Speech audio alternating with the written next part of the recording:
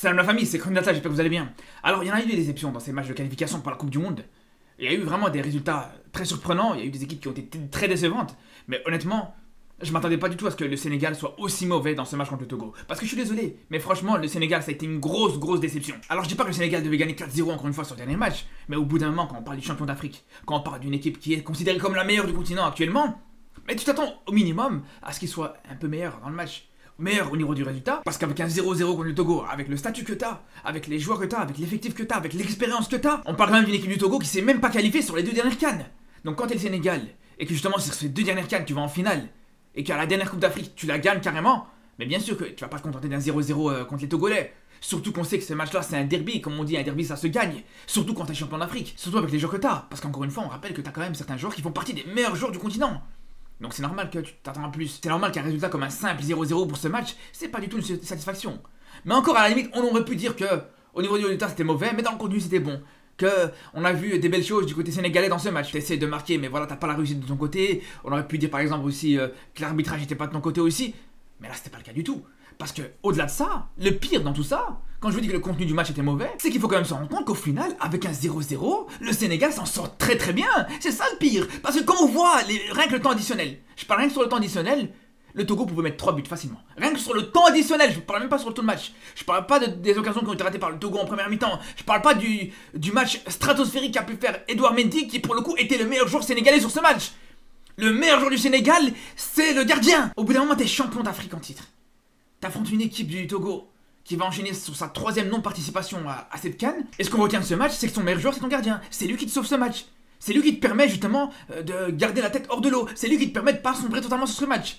C'est lui qui te permet justement d'avoir un résultat pas non plus catastrophique. Parce que ouais, je vous le dis, mais c'est clair et net qu'une défaite du Sénégal contre le Togo, ça aurait été une catastrophe, c'est sûr et certain. C'est sûr et certain, parce qu'il y a la rivalité entre les deux équipes. Il y a, en plus de ça, on a vu en conférence de presse d'avant le match des petites piques qui ont été lancées de la part des journalistes envers Aliou Cissé. Il y a le fait qu'encore une fois, tu as un écart énorme entre les deux équipes. Et il y a surtout le fait que le Sénégal, dans 2 mois, il joue une Coupe d'Afrique. Le Sénégal est censé être prêt. Le Sénégal est censé être compétitif là actuellement. C'est pour ça, bien sûr, qu'une défaite aurait été catastrophique. Et c'est pour ça que dans tous les cas, ce match est un mauvais match du Sénégal. Et franchement, faudrait vraiment être stupide pour penser le contraire. Faudrait vraiment être totalement dans un autre monde pour être satisfait de ce match du Sénégal. Vous pouvez me sortir toutes les excuses que vous voulez encore une fois. Mais moi je suis désolé, mais quand je vois le match de la Côte d'Ivoire hier qui affronte la Gambie qui est une meilleure équipe actuellement, une équipe plus en forme que le Togo, la Gambie qui est quart de finaliste de la dernière CAN, et pourtant ça n'a pas empêché les Ivoiriens de dominer totalement ce match et de gagner sans aucun problème cette rencontre. Et pourtant les conditions pour les Ivoiriens elles étaient les mêmes. Les Ivoiriens aussi, ils ont affronté une équipe avec un bloc bas. Les Ivoiriens aussi, ils ont joué sur un terrain qui était pas très bon. Les Ivoiriens aussi, ils étaient à l'extérieur.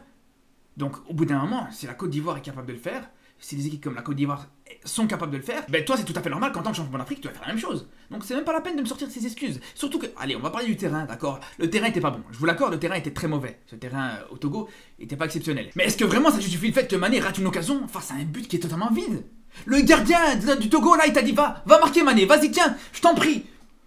Et Mané, il rate totalement ça. Non seulement il rate son tir, mais il rate carrément le ballon. Il est même pas capable de tirer sur cette action-là. C'est tout ce qu'on lui demande. On lui demande pas de bien tirer. On lui demande pas de tirer de manière précise, de manière puissante. On lui demande juste de tirer. Il a pas su le faire. Et ça, c'est vraiment inacceptable. Vous pouvez me parler de tous les terrains que vous voulez. Vous pouvez me parler de toutes les bosses qu'il peut y avoir sur le terrain. Au bout d'un moment, nous-mêmes avec nos vieux clubs le dimanche matin, on rate une occasion pareille. On se fait sortir et on voit plus jamais la couleur du terrain. Il faut être honnête à un moment donné. Tu peux accepter que des fois des joueurs te ratent des occasions. Tu peux accepter que des fois tu peux pas être 100% efficace. Mais là, ancien ballon d'or africain, ce joueur a absolument tout gagné. Il a une occasion qui lui vient dans les pieds, sur son bon pied en plus. C'est même pas comme si on aurait pu dire que ouais non mais Mané il est gaucher, le ballon il vient sur son pied droit. Non, il est droitier.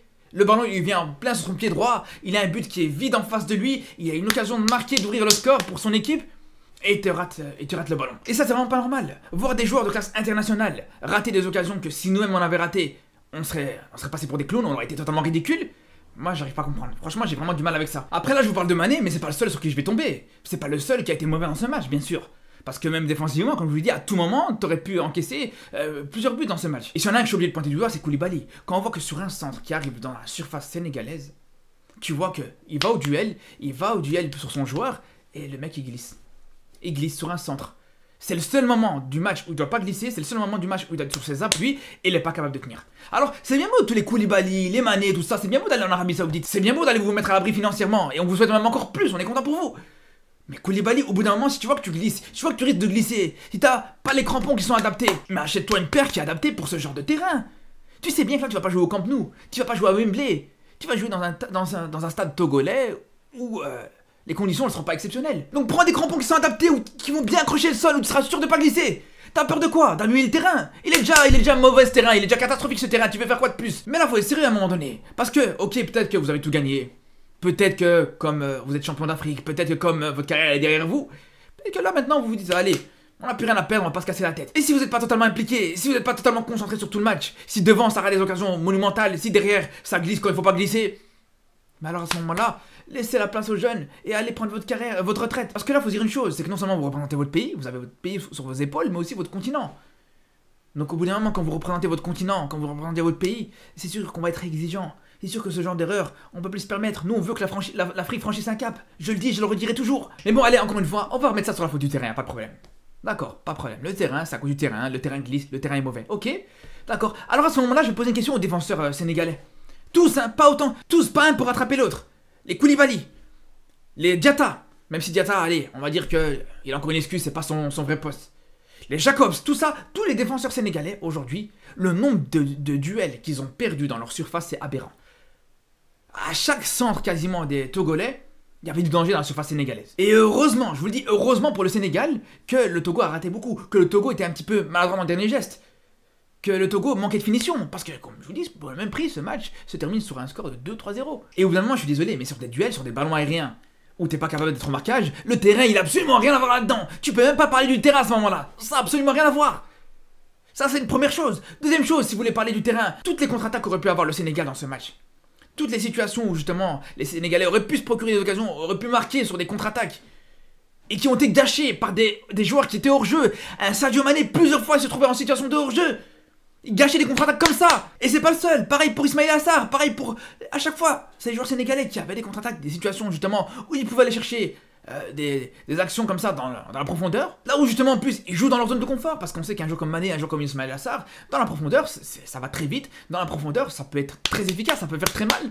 Mais à chaque fois, ça se met hors jeu. À chaque fois, ça démarre trop tôt. Et c'est pas normal que du côté de Togolais, pour le coup, eux, quand ils avaient des situations de contre-attaque, tu voyais justement que ça allait au bout, en tout cas. L'action, elle se stoppait pas net parce que t'avais un des joueurs togolais qui était hors jeu. Donc ça aussi, vous allez me dire, c'est la faute du terrain. Ça aussi, vous allez me dire, ouais, mais c'est parce que c'est un match dans des conditions compliquées. Il est là le problème, c'est là où le Sénégal a pas su gagner ce match. C'est pas à cause d'un manque de qualité, c'est à cause d'un manque d'implication, un manque de concentration. Tout simplement, c'est aussi simple que ça. Parce que si le Togo avait les mêmes qualités que le Sénégal, je vous le dis, le score aurait été différent. C'est ce qui a manqué pour le coup du côté togolais, c'est la qualité. Tu peux pas leur en vouloir à ces Togolais. Ils ont manqué un petit peu de qualité, mais ils ont pas manqué d'implication, ils ont pas manqué de concentration. Ils étaient présents du début à la fin, jusqu'à la 95e minute. Parce que je vous dis, même dans le temps additionnel, je vous le dis, le Togo, tu sentais qu'il pouvait revenir. Je sentais le but togolais arriver. Et encore une fois, heureusement, le seul joueur qu'on peut retirer, encore une fois, le seul joueur sénégalais qu'on peut sortir du lot aujourd'hui, c'est le gardien, c'est Edouard Mendy. Aussi simple que ça. Et d'ailleurs, je parle des joueurs, mais on peut parler aussi du coach. On peut parler d'Aliou Cissé. Franchement, Aliou Cissé, c'est un coach que j'aime beaucoup, c'est un coach que je respecte énormément. Parce qu'il apporte beaucoup au football africain, et d'ailleurs je reviendrai là-dessus dans les semaines qui arrivent, je reparlerai de ce coach-là, mais tout ça pour vous dire que j'aime beaucoup ce coach, il n'y a pas de problème.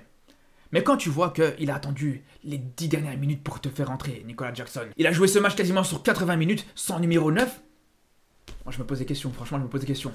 Au bout d'un moment, tu sais que tu joues un match pas facile contre cette équipe togolaise. Et t'as la chance, je dis bien la chance, d'avoir un joueur comme Nicolas Jackson qui fait un très bon début de saison, même si voilà, c'est des saisons, des matchs en demi-teinte, des fois, il y a de l'efficacité, mais ça manque un petit peu dans le contenu, etc.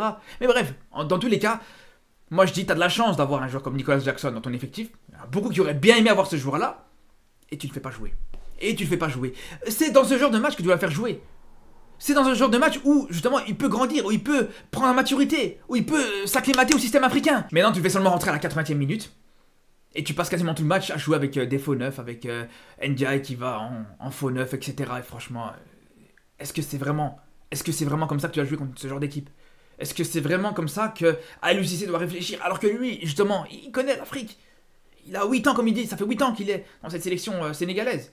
Il a l'expérience, il sait très bien qu'en Afrique, un joueur qui joue en faux neuf, c'est très compliqué. Tu dois avoir un vrai neuf qui peut peser sur les défenses. Et d'ailleurs, l'entrée de Jackson, elle s'est bien confirmée, elle s'est bien concrétisée. Sur son premier ballon, il t'a apporté énormément de danger dès ses premières prises de balle.